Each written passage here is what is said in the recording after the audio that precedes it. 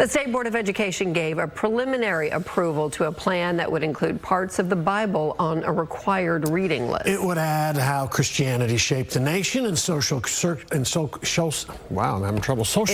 curriculum in classes. Fox 4's Amelia Jones.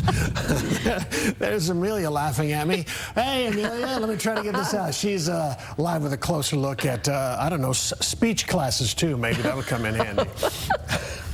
Maybe. We'll have to take a deeper dive into that, Steve. But this was just the first reading and filing of the new curriculum and reading list. It still has to go through a second and final reading in June.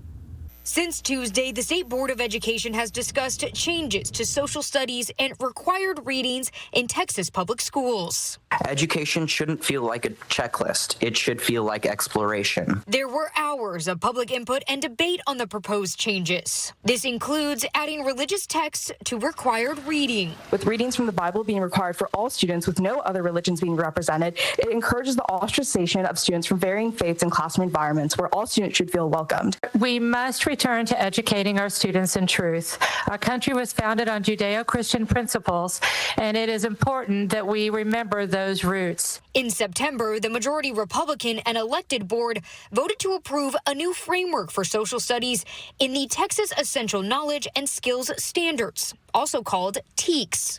The curriculum would have a greater focus on Texas and U.S. history, with a smaller focus on world history. This is about identity, dignity, and whether all Texas students are seen. None of this is possible without truth. None of this is possible if we allow fear of politics to override accuracy.